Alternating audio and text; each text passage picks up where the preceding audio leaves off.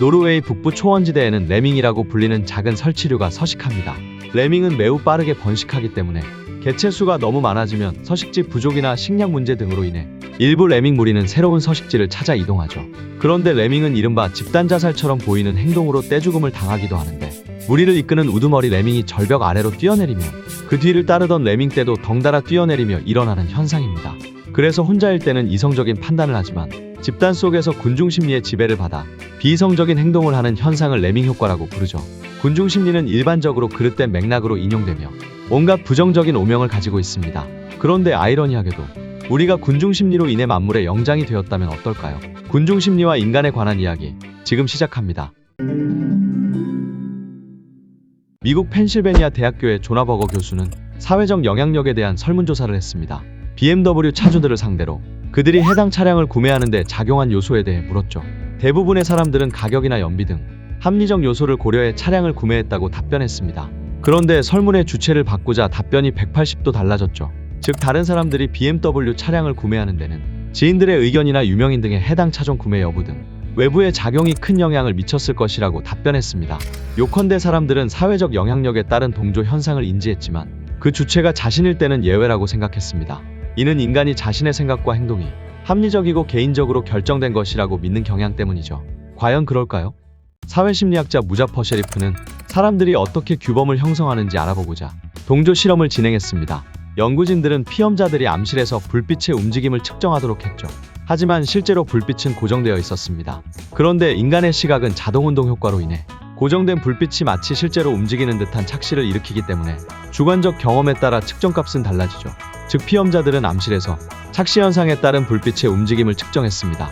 실험은 개인과 그룹으로 번갈아 진행되었는데 그 결과 혼자보다 그룹으로 실험했을 때 피험자들은 의견을 더 일치하는 경향을 보였죠. 가령 혼자일 때 피험자 A와 B는 불빛의 움직임을 각각 5cm와 15cm라고 대답한 반면 그들이 함께 그룹으로 측정했을 때는 10cm라고 대답을 바꾸며 의견을 일치시키는 경향을 보였습니다.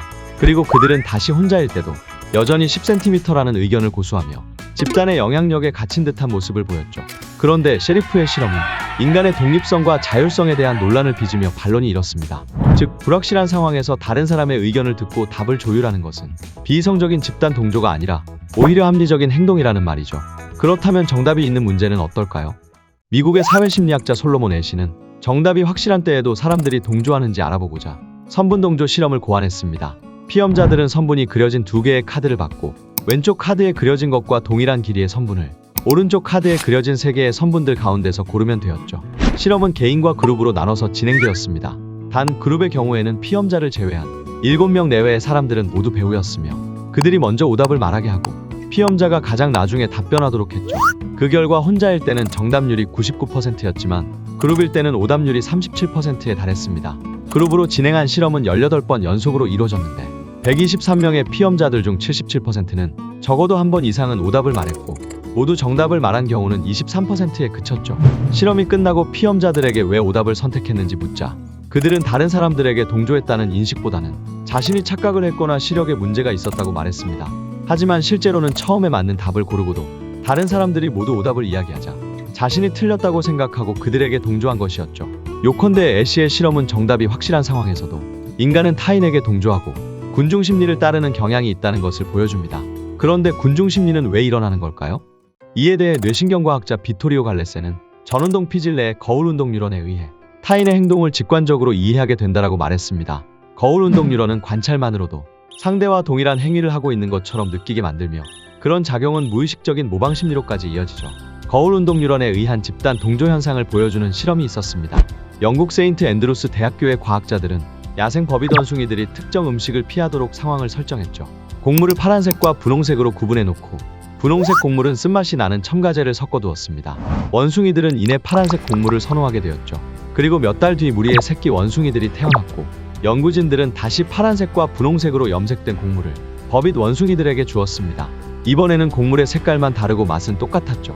그 결과 어미의 행동을 관찰한 새끼 원숭이들은 파란색 곡물을 선호했으며 분홍색 곡물은 관심조차 두지 않았습니다. 그리고 이런 동조 현상은 다른 무리의 어른 원숭이들을 무리에 새로 합류시켰을 때도 마찬가지였습니다. 새로 합류한 어른 원숭이 10마리 중 9마리가 이내 무리의 관습을 따라 파란 곡물을 선호하게 되었죠. 요컨대 거울 운동 뉴런은 모방의 생물학적 메커니즘을 제공하며 생리적으로 타인에게 동조하게 만듭니다.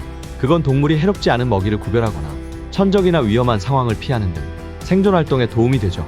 그런데 인간의 동조 행위는 단순히 생존의 차원을 넘어서 정치, 경제, 문화, 그리고 정서나 이데올로기 등 훨씬 복잡하고 다양한 양상을 띱니다.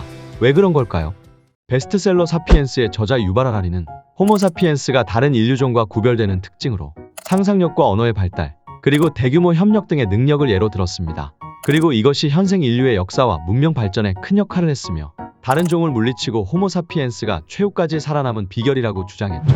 즉 인간은 전두엽의 발달과 함께 일어난 인지혁명으로 유연한 사고와 고유한 언어를 갖게 되었으며 허구를 창조해내는 상상력을 발휘할 수 있었고, 이들은 가상의 신을 창조하고 이를 중심으로 구성원의 대규모 협력과 문명의 발전을 이끌어냈다고 주장했습니다. 반면 현생 인류의 마지막 경쟁자였던 네안데르탈인의 경우 우리에 비해 월등한 신체 능력과 비슷한 지능을 지녔음에도 불구하고 의사소통과 협력이 발달하지 못했으며 그로 인해 무기나 기술 등의 문명이 발전하지 못했기 때문에 그에 따라 점차 생존 경쟁에서 밀려 도태되었거나 심지어 현생 인류인 호모사피엔스에 의해 대량 학살당했을 것이라고 주장했죠.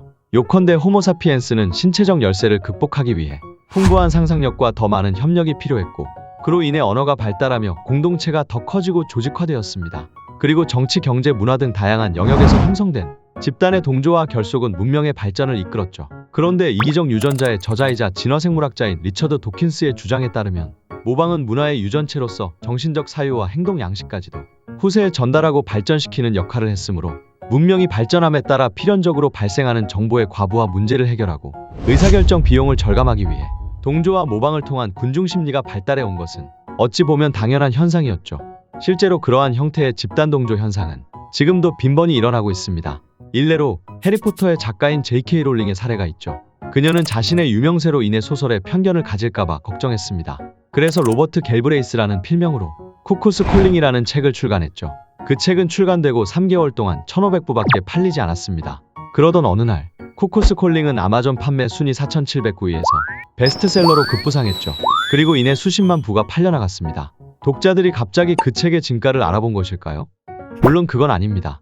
누군가 쿠쿠스 콜링의 작가가 해리포터의 작가인 롤링이라는 사실을 밝혔기 때문이었죠. 그녀의 이름이 붙기 전에는 쿠쿠스 콜링은 시중에 잘 쓰여진 수많은 추리소설 중 하나일 뿐이었지만 무려 5억 부 이상이 팔린 검증된 작가의 소설이라는 사실이 밝혀지자 수많은 독자들의 선택을 이끌어냈습니다. 어쨌든 수억 명이 선택한 작가인데 어떻게 틀릴까라고 생각하는 것이죠. 요컨대 인간은 집단에 동조하고 서로 협력하며 문명을 발전시켜왔고, 또 그것을 효율적인 의사결정에 이용하는 등 군중심리가 제공하는 진화적 이점을 10분 활용해 만물의 영장이 되었다고 해도 과언이 아닙니다. 하지만 군중심리가 항상 좋은 양상으로 작용하는 것은 아니며 인종차별이나 여론몰이, 그리고 마녀사냥 등 그 부작용과 폐해 역시 만만치 않습니다. 이는 군중심리가 개인의 이성보다 감정에 따른 행동을 하게 만들며 무의식 중에 일어나는 현상이기 때문이죠. 즉 우리는 자신이 군중심리에 빠졌다는 것을 좀처럼 인지하지 못하는데, 이를 설명하는 이론이 바로 사회적 바람직성입니다. 군중심리가 사회적으로 바람직하지 않다는 통념 때문에 우리는 자신에게 그런 영향력이 작용한다는 것을 무의식 중에 부정하는 것이죠. 실제로 우리 사회는 떼지어 다니는 나그네 쥐처럼 살지 말고 주체적으로 살라고 장려합니다. 그래서 우리는 군중심리의 작용을 스스로 부정하며 더욱 쉽게 집단의 오류에 빠지게 되죠. 고대 그리스의 철학자 플라톤은 그의 대표작 중 하나인 국가에서 동굴의 비유를 통해 집단의 오류에 대해 묘사했습니다. 이 비유에서는 선천적으로 어둡고 비좁은 동굴 안에 사는 사람들이 있다고 가정하죠. 이들은 줄에 묶여 있어서 동굴 벽면에 비추는 빛의 그림자만을 보고 세상을 인식합니다. 그들은 그림자들을 현실로 받아들이며 진실의 세계를 알지 못한 채 살아가죠. 그러던 어느 날 누군가 동굴 밖으로 나갑니다. 그는 태양과 별들의 빛을 비롯한 실제 세계를 보게 되었고, 동굴 안에 살아가는 사람들이 알지 못하는 진실과 아름다움을 발견하죠. 이제 그는 동굴 안에 있는 사람들에게 바깥의 진실한 세계에 대해 말합니다. 하지만 그 이야기를 듣고 동굴 안의 사람들은 오히려 그를 비웃으며 비난과 욕설을 퍼붓죠. 우리가 인식하든 그렇지 못하든 우리는 동굴 안의 사람들과 크게 다르지 않을지도 모릅니다. 어쨌든 인간은 본질적으로 사회적 동물이니까요. 영화 매트릭스에서 모피어스는 파란 약과 빨간 약을 내밀며 파란 약을 먹으면 믿고 싶은 걸 믿게 되고 빨간 약을 먹으면 진실을 볼 수 있다라고 말합니다. 만약 당신이라면 파란 약과 빨간 약 중 어떤 선택을 할 건가요? 이상으로 사피엔스 와즈키였습니다.